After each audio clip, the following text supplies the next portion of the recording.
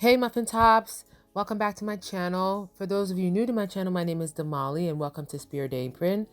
Today we're going to be creating Urad Dhal. But before we get started, please hit the like button, subscribe to my channel for more delicious meals, and hit the bell to receive notification.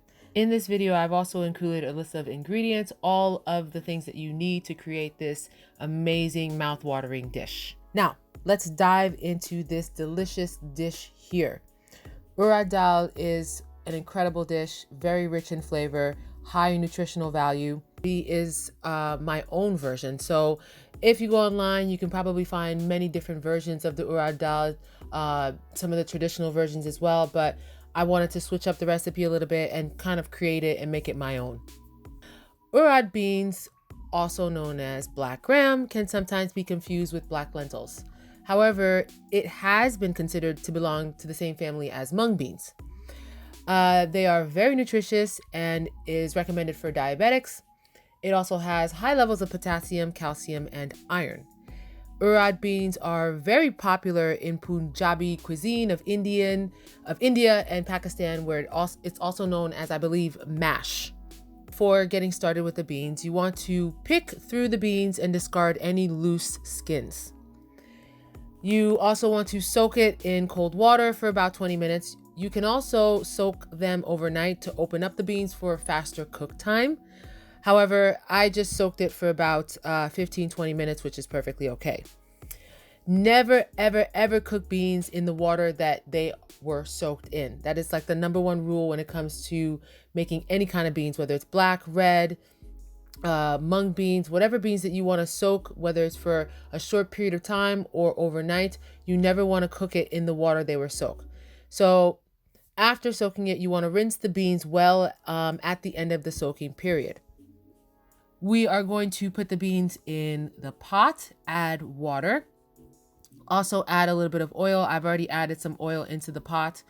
We are going to add a teaspoon of turmeric powder, a teaspoon of cayenne pepper, and half a teaspoon of grated ginger. And we're going to cook the beans for about a half an hour. Perfectly cooked beans is if you can easily squash one of the beans between your forefinger and thumb. That's usually how you can tell if the beans are cooked properly. All of the ingredients in the pot. You can also add salt and pepper into the cooking mixture, or one Maggi, which is okay. I didn't add Maggi in this video, but normally I do, or you can just add salt and pepper. If you miss that step, it's perfectly fine. You can always add it later, or salt and pepper to taste later on during the cooking process. Beans are cooked. You want to drain out the water. However, do not throw out that excess water, as it has a lot of flavor in there that we will use for later on. You don't want the mung beans to be completely dry from the pot. You want to have a little bit of water on the bottom.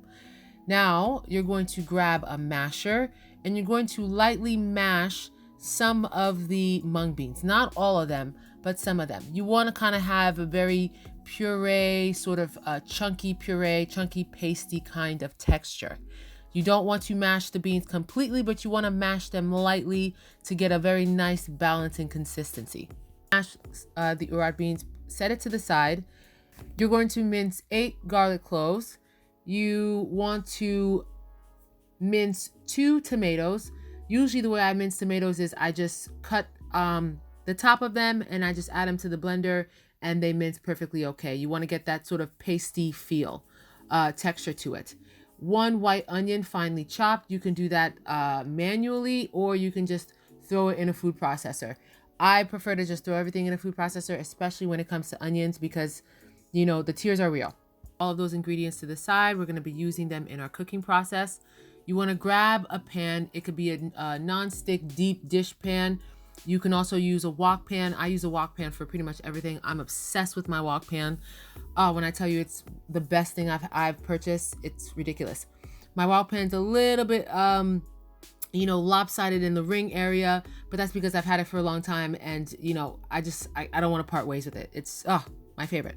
So you're gonna heat the pan under medium, drizzle a little bit of oil on the bottom. When the oil starts to heat up, you want to add all of your minced garlic. I know it's a lot of garlic, but honestly, garlic is crack. I don't recommend, tongue kissing anybody during this process after you've had garlic or onions, but to be honest with you, garlic is life. Add a few cardamom seeds inside the pan.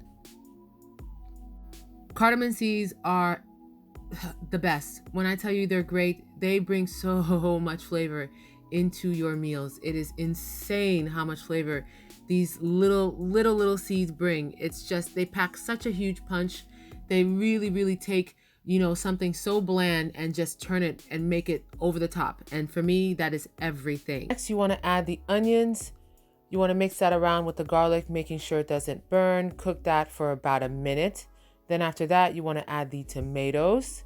Mix that around a bit. Cook the onions and tomatoes and garlic for a few minutes, checking periodically that it doesn't burn.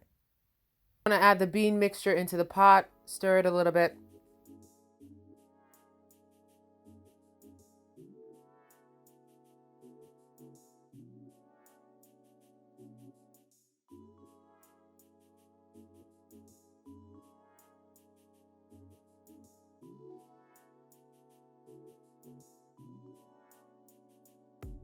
Now you want to add 2 teaspoons of the garam masala, half a teaspoon of fennel seeds, 1 sprig of finely chopped parsley. You want to mix that together.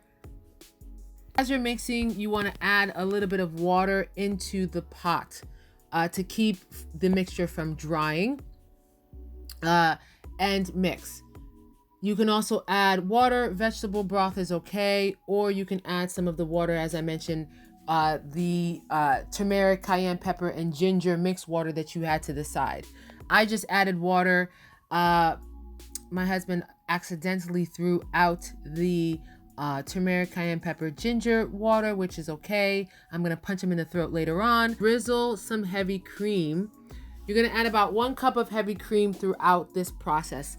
For me, I'm adding it as I go. So I added a little bit of the heavy cream into the mix.